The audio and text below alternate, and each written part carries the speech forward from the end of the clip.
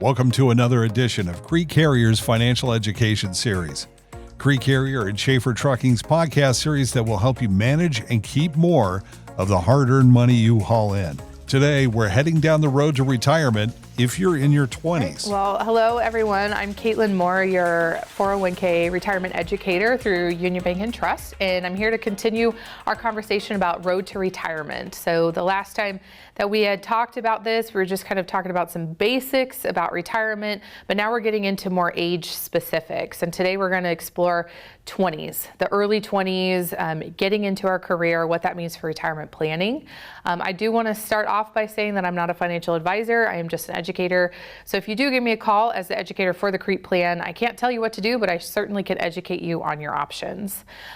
So today we're going to be talking about the early years, just as you're starting out in your career, maybe right after college, and what does that look like for retirement planning, which is a very key time to start planning for retirement. Before we do that, we are going to talk through some terms. This last time that we talked about road to retirement, I went through a lot of terms because if you don't speak the retirement language, it can be somewhat hard to understand as you go along. So we're going to be adding on a little bit more vocabulary to that. So I'm just going to run down this list here. First term that we're going to talk about is Roth account. You do have a Roth option here at CREET. So what that means is how money is coming out of your paycheck and being put into your retirement account. So with a Roth option, that means the money is taking out of your check and put into your retirement account, but you're still taxed on those dollars.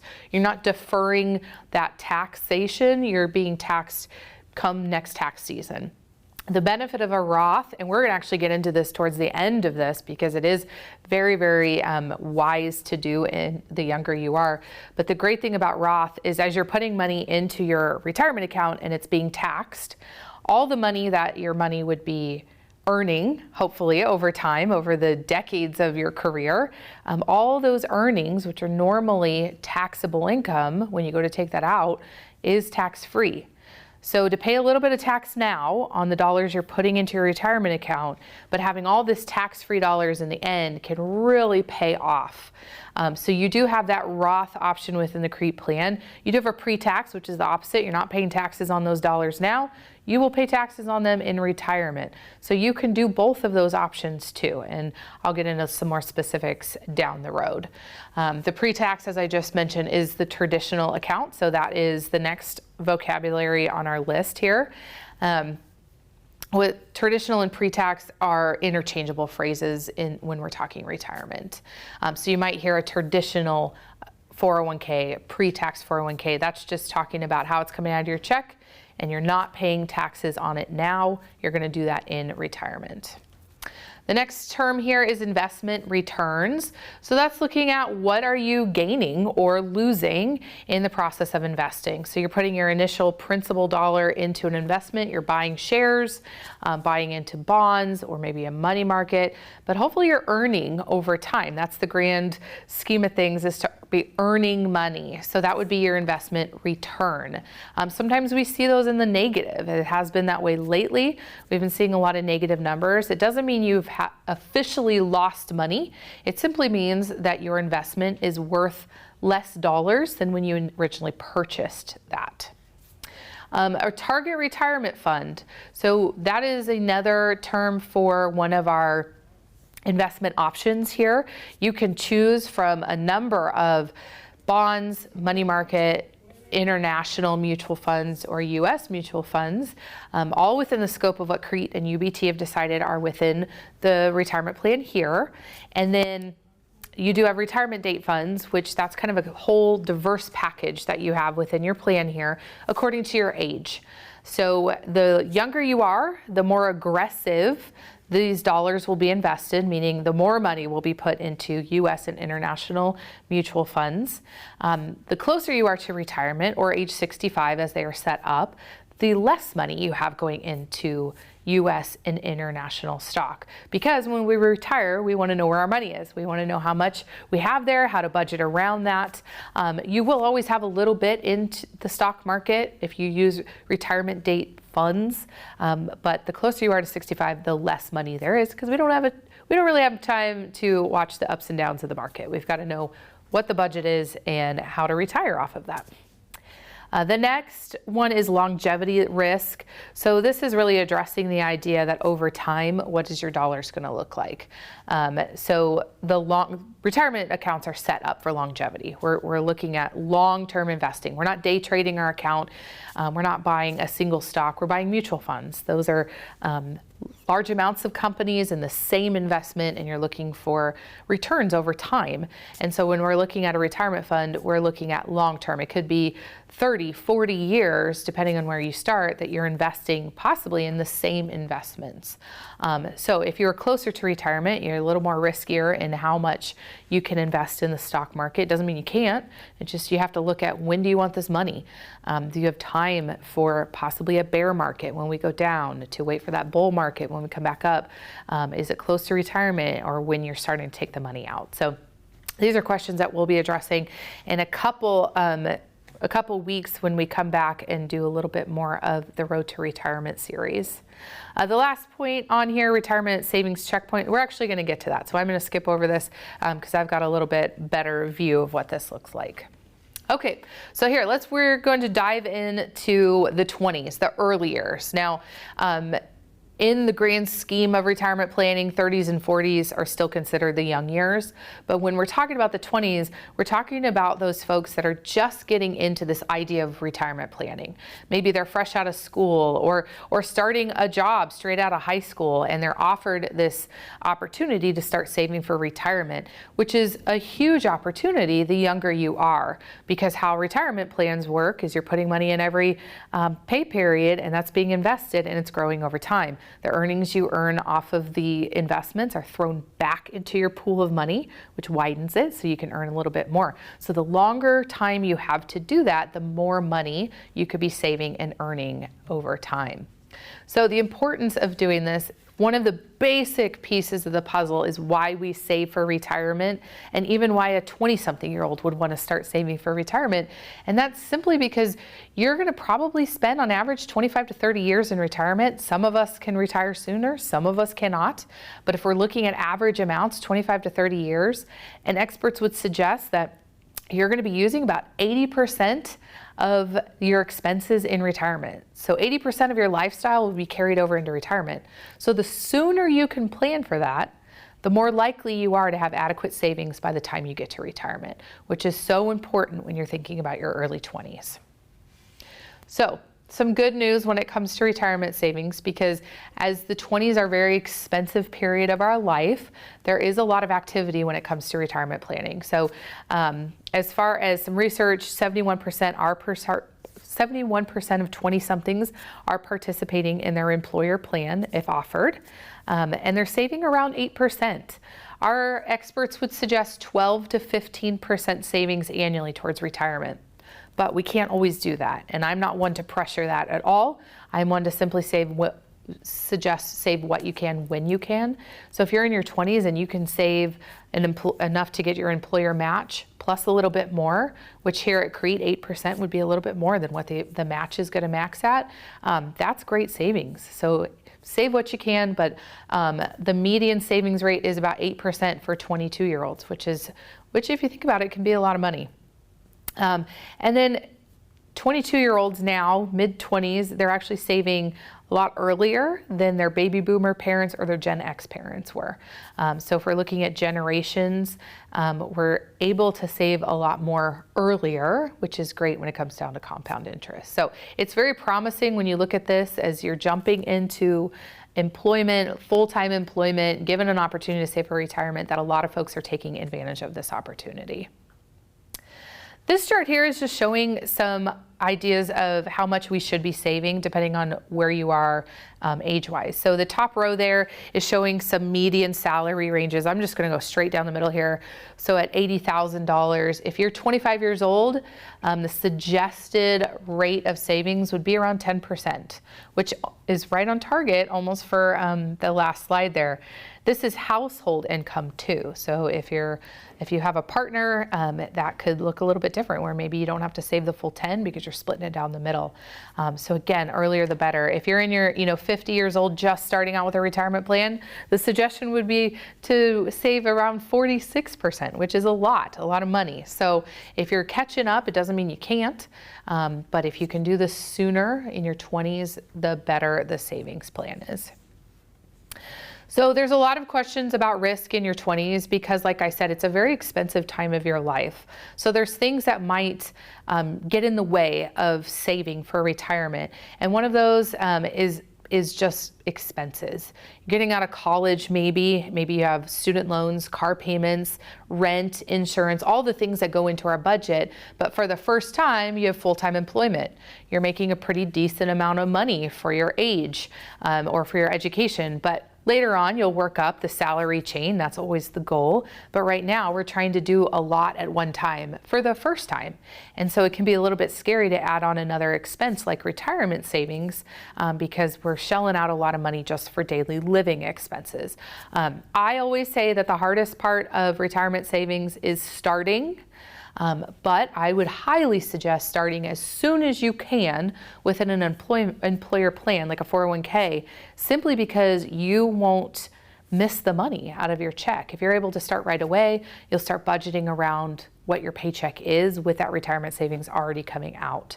So if we can budget with retirement savings, the sooner the better, especially if this is your first time in your career field, or maybe it's your first time having full-time employment, or just simply a new job with full-time employment, being able to have access to a retirement plan. Start doing it now rather than later so you don't get used to spending all that extra money.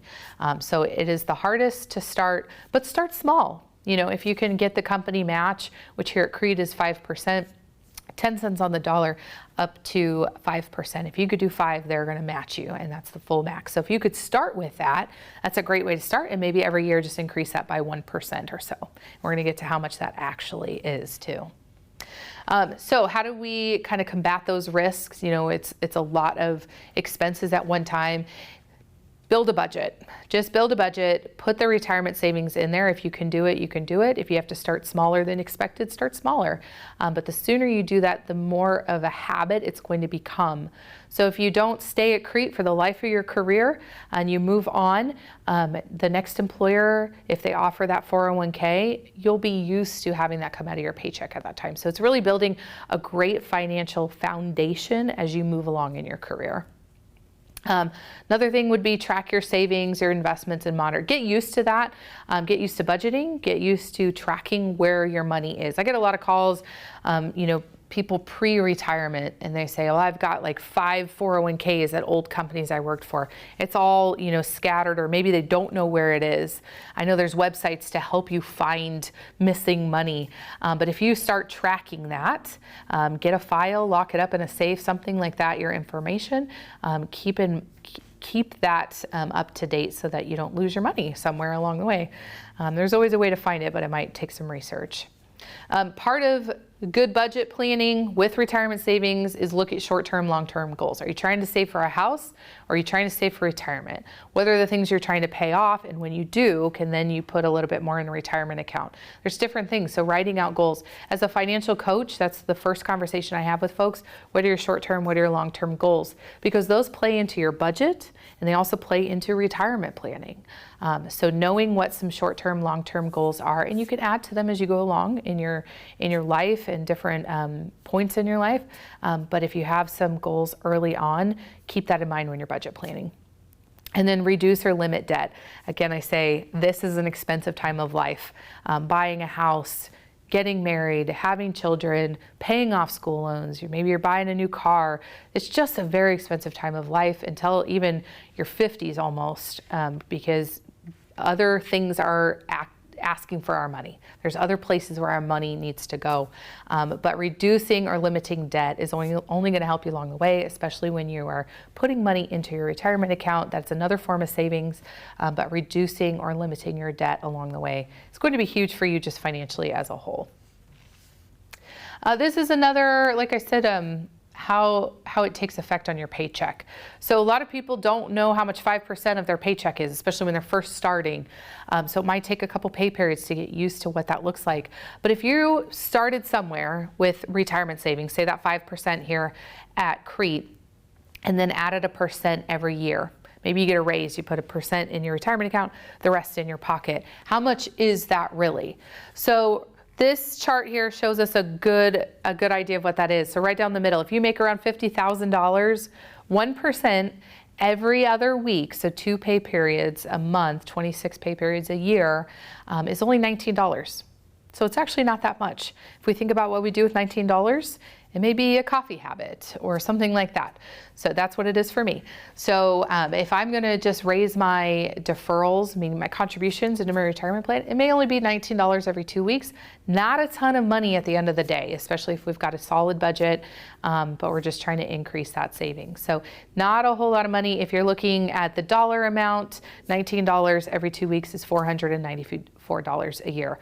Again, not a ton of money, and maybe it is at certain points in your life, but hey, if we just start somewhere, even at 1%, it may not break the bank for you. Another example, I mentioned coffee, and this is a reality check for me every time I look at it. What does it look like? So if $19 is all it took every 2 weeks to add on to your retirement plan, what are some things that we do in our daily life that actually are costing us more than that? So one specialty coffee a day, we're looking at $4. If you spend $4 on a coffee a day, if you stop doing that, that's $1,460 a year. So in 30 years, it would be $115,000 that you'd be spending on coffee rather than your retirement plan. So if we think about switching that up, saving that $19 every 2 weeks instead of getting coffee, which would just be 5 coffees, and putting it into our retirement plan, that could be growing instead of losing us money. One movie ticket a week, which we're looking at a $10 movie ticket, it's $520 a year. So if you go to a movie a week, $41,000 over 30 years. And then a candy bar, $1 for a candy bar, which is hard to find anymore, but that's $365 a year, and then $28,000 over the course of your 30-year career. So substantial amount of money that we're putting elsewhere, which is okay. There's nothing wrong with that. But if we just change up our habit a little bit and added that to our retirement plan, it could be growing the opposite direction, which is widening our pool of dollars over time. I mentioned in the beginning, we're going to talk a little bit more about Roth and the pre-tax side of things because you do have that option here at Crete. And it hasn't always been the option. So it's some folks who have been here for a long time, maybe the Roth wasn't there. I see that a lot on accounts that folks aren't contributing anything to their Roth side of things. And that's okay, but it is available to you. And it is a great option if you could take advantage of it. So I want to go through what that looks like for this plan real quick. So like I said, traditional pre-tax, interchangeable phrases, I tend to say pre-tax. So pre-tax and Roth are just buckets of money within your retirement plan. So let's say you're over your retirement plan, you're the umbrella, and below the umbrella you have buckets of money, which are taxed or not taxed. That's what it means, how it's coming out of your paycheck. So the pre-tax side, we're throwing money into our retirement plan, that pre-tax bucket, prior to taxes being taken out. So you're not charged taxes on those dollars. So let's say you make $50,000 a year and you put $10,000 in your account, pre-tax. When you go to pay taxes the following year, you're only gonna have to pay taxes on $40,000. So it lowers your taxable income for the year. But you will pay taxes on those dollars when you go to take it out in retirement.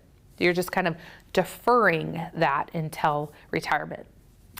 Roth is the opposite. We're going to take that $10,000 out of our paycheck, throw it into our retirement plan, but when we go to pay taxes, we're going to pay taxes on the full $50,000. You're paying taxes now. Maybe you're at a lower tax bracket than you plan to be later on, especially in your 20s. You're starting your career maybe at a lower tax bracket. You can Google what those are. They fluctuate periodically every year, every other year or so. But if you're at a low tax bracket, paying low taxes now might beat paying taxes in your retirement where maybe you're going to pay a little bit more. Because on the Roth side, you pay taxes now, you don't have to pay taxes later. So that's one variable to look at. The other one is that those Roth dollars, you've paid taxes on them, they're going to be invested, you're going to earn money. The money earned is taxable income. Just like if you go out and win the lottery or go gambling, anything you earn, you're supposed to claim that on your taxes and pay taxes on that.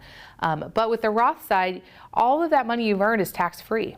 So if you're starting a Roth in your 20s, you're paying taxes on that, and you're growing it for, say, 40 years, all that money that you've put in there is accruing interest and investment earnings, and it could be substantial amount of money, way more than you initially put in there, and that's all tax-free dollars. Huge benefit, huge benefit. The younger you open up a Roth account, because all of those earnings are tax-free in retirement, which could be hundreds of thousands of dollars of tax-free dollars. Now, CREATE, when they put money in your account, either through the match or profit sharing, they're going to do that on the pre-tax side. They're putting money in your account. They're going to start filling that pre-tax bucket for you. And it is okay if you are filling your Roth bucket. They're still going to match you. They're still going to put in that profit sharing dollars. It doesn't matter where it's coming from, pre-tax or Roth.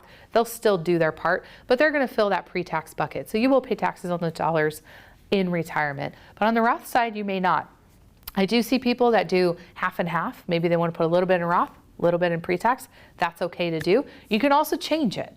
So maybe you want to start off pre-tax and switch over to Roth. It is a huge advantage the earlier in your career to open up a Roth account. For those of you who are not in your 20s, a little bit more towards retirement, the Roth account needs to be open for 5 years in order for you to benefit from the tax-free earnings. If you don't keep it open for 5 years, and you withdraw money from it, yes, your initial investment is tax-free, but the earnings are not. So 5-year rule on that. So if you're opening it up in your 20s, you'll be fine. So highly recommend Roth. The earlier you can do that. You don't have to, you can switch it along the way. I see that a lot. Maybe folks start with Roth because they're in a low tax bracket, but as they get into a higher one, they switch it over to pre-tax. That's okay to do too. So just keep that in mind. And a Roth IRA, I hear that phrase a lot when we're talking about our 401k. It's different. It's an individual retirement account. There is Roth on that side. That's a bank product, not a company account product. So, but it does the same thing. So to end here with the 20s, this is our website here. If you have your retirement account with CREATE, if you don't, you can sign up, log in online, establish a username and password, and have access to all of your investments there. To change your contribution, you do need to contact the payroll department to make a change there, but everything else is under the website there. So you just need to log into ubt.com/RPS, as in Ryan, Paul, Sam, and you can access your account there. If you do have questions, feel free to reach out to me. I am your financial educator for your retirement plan. That's my main direct line there and my email address. We do have a call center in the same building here in Lincoln, Nebraska. So if you're calling me and if I miss your call because I'm out doing education like this a lot, feel free to call our call center. They can help you. Other educators can also help you. So don't be afraid to call that 402-323-1592. CREATE has a direct phone number that goes to our call center. So that is on all of the information given to you with the retirement plan also. I believe it's a 800 number, so you can access that. Once you establish a username and password online, you can access your account through our app, which is UBT Retirement.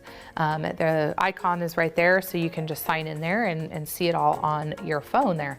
So give me a call if you have questions along the way, but our next Road to Retirement series, we'll be talking about the 30s and 40s and how all of this affects your retirement plan at that age. So thanks for joining me today.